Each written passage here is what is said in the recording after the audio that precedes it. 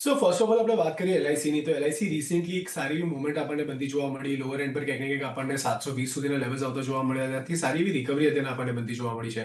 Volume base movement આવતું જોવા મળી રહ્યું છે, તો ક્યાંક ને ક્યાંક દર્શાવી રહ્યું છે કે મોમેન્ટમ અહીંયાથી આપણને શિફ્ટ થતી જોવા મળી રહી છે. સેકન્ડલી, છેલ્લા ઘણા સમયથી આપણને 200 દિવસની એક્સપોનેન્શિયલ એવરેજની નીચે કામકાજ થતું જોવા મળ્યું હતું. ફેબ્રુઆરી 2026 પછી ફરીથી આપણને ક્યાંક ને ક્યાંક પ્રયત્ન થતો જોવા મળી રહ્યો છે, જ્યાં 200 દિવસની એક્સપોનેન્શિયલ મૂવિંગ એવરેજ સરપાસ થતી જોવા મળી છે. તો ડેફિનેટલી તમે અહીંયાથી હોલ્ડ કરીને ચાલી શકો છો. ઉપરમાં તમારો 900 પહેલો ટાર્ગેટ રહેશે. 900 નો સરપાસ થાય છે તો ઉપરમાં તમને 925 સુધીના લેવલ્સ પણ બનતા જોવા મળી શકે છે. જ્યાં નીચેની સાઈડ પર વાત કરીએ તો 820 નો ક્લોઝિંગ બેઝ સ્ટોપ લોસ તમે ખાસ ધ્યાનમાં રાખીને કામકાજ કરી શકો છો. તો મોમેન્ટમ અહીંયાથી પોઝિટિવ સાઈડ પર બનતી જોવા મળી શકે છે. 900-925 ના ટાર્ગેટ માટે તમે એલઆઈસી ઇન્ડિયામાં હોલ્ડ કરીને ચાલી શકો છો with strict stop loss of 820 closing basis પર. સેકન્ડલી વાત કરીએ પીએનબી ની, તો પીએનબીમાં પણ આપણને કંઈક ને કંઈક એક લોઅર એન્ડ પર સારો એવો સપોર્ટ બનતો જોવા મળ્યો. 100 રૂપિયાની આસપાસના લેવલ્સ છે, જે બેક ટુ બેક એક સારા ડિમાન્ડ ઝોનની જેમ કામ કરતું જોવા મળી રહ્યું છે.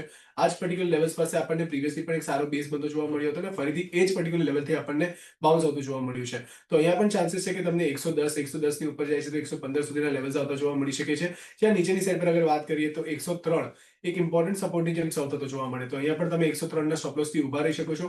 ઉપરમાં 110-115 બે ટાર્ગેટ માટે પીએનબી ને પણ તમે હોલ્ડ કરી શકો છો. ઓકે, તો તમે બંને કાઉન્ટર્સ અત્યારના હોલ્ડ કરી શકો.